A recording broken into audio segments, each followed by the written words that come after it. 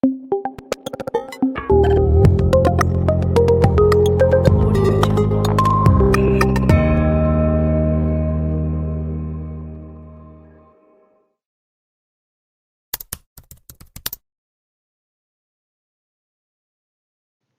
you very much. Thank you, viewers. I'm happy to be with you. My name is William Ezeagu. I'm the coordinator for the platform Export Business Guide. It's a platform for interaction for us to also rub minds on the export procedures and processes which are critical to export trade in Nigeria and beyond. I've been in this field for more than 35 years right now, and I've led many into the export world by virtue of the practice and the theory I've done over the years. At this point, I want to say that I happen to be the first author of export book in Nigeria, Comprehensive Guide to Nigerian Exporters, written as far as 30 years ago, which happened to be the first book on exports. And apart from the authorship, I've also been in the field, I've been in the theory, I've been in the practice. So over the years, we have got a lot of experience. And actually, that's what I'm actually trying to share, to help the young ones who are coming up to continue from where we stopped or where we're going to stop, because it's critical. Like I said, export is a life wire of the economy. And so we must be able to follow the processes. It's a good question you ask. Now, I told you there are two sections of the export. There's the oil and non-oil. When I'm talking of crude oil, we're talking of course, the gas and all those things that come out of natural resources. Again, unfortunately, that area is also not being encouraged for export as time goes on because of the carbon emission issues and climate change issues. But for the other side, non-oil export, that is where to go. Okay? It will interest you to know that maybe to about 20 countries in the world that has highest export volume, what they generate is from non-oil. They are not crude oil exporters. Okay? Those are people who utilize what God has given, natural resources, and process it into intermediate and manufactured products, okay, and export. India is one of the major exporters of the world of various commodities, agricultural commodities. They are not exporting crude oil, but they are making money. Well, services alone in India, ICT and others, it makes a lot of money. So what am I trying to say? In our country today, in Nigeria, there are a lot of opportunities which we can use to remedy the economy that is in a bad shape right now. The non-oil is number one.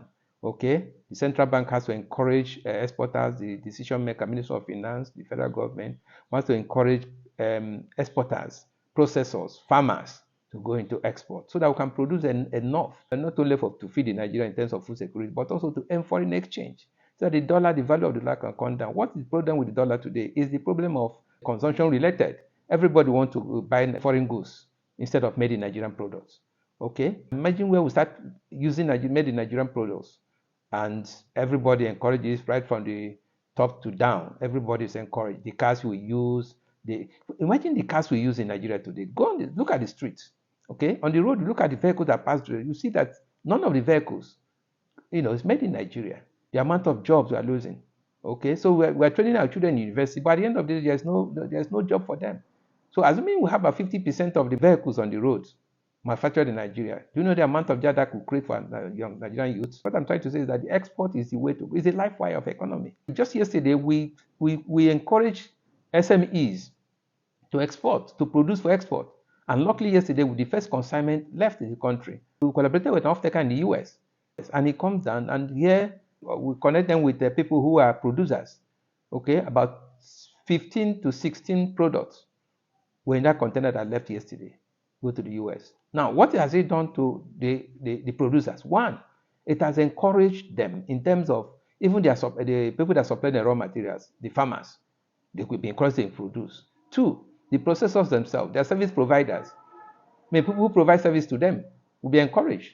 Okay, we're talking about the foreign exchange they will earn. Once the product has been sold in the US, they will bring the money back to them in Nigeria. Do you know what that will happen to them? They're able to meet the obligations and needs, including their suppliers to supply them raw materials. So the economy will boom. The good thing about it is that many of our products in Nigeria are being sought out overseas. Okay, Nigerian food is everybody wants it. Nigerian agricultural products, let me see the alone. Turkey wants to buy almost whatever you produce in Nigeria. Turkey, Japan, and China can buy all our sesame seed. Okay, they are waiting, but we're limited by circumstances.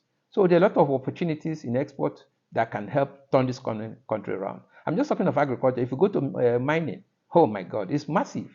The investment opportunity is massive. Miners need encouragement in terms of financing, access to credit, access to infrastructures.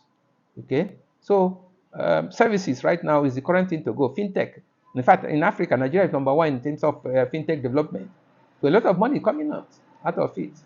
Okay, so a lot of opportunities that is also available. So if we begin to export the financial services to other parts of the Africa and the world, a lot of money will come to the country. So there are opportunities in this sector. Thank you. Okay, in the first instance, I want to say that exporting has what's called division of labor.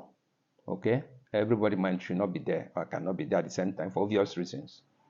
So there's division. There's the farmer, there is the aggregator, that means the person who collects from the farmers. Then of course you have the buying agent, middleman who buys for the exporter. Then of course you have the exporter. So you can play in any of these roles. We'll call it the value chain, export value chain. If you're a farmer, then concentrate in farming. Okay, so that you don't have a diversion that will make you out of the farm. Okay, after farming, somebody, if you don't have the capacity to export, you can now sell to the aggregator. The aggregator is who buys from you. Then the aggregator will now aggregate from different places or different farmers and then sell to off-taker. Because why is that? Like I said, there's capacity. Okay, export data on the data capacity. Training, you must know the trade. Two, finance, you must know the procedure for financial transaction. Quality is very, very critical. Okay, so all this boils down to training. You must be trained. Okay, and that's a good thing I'm seeing these days because a lot of people want to be trained before going to the business. That's the best thing to do because if you don't do it, the first transaction you do, you lose a lot of money. So it's always encouraging to go for training, capacity building. And actually, that's what we're offering in this platform as well. Okay, so we do that. We do training, individual training or group training. We do that on export or non-export. So that can help you guide you from day one to the last day of the training. You will be taught on all areas of export operations. So you won't make mistake.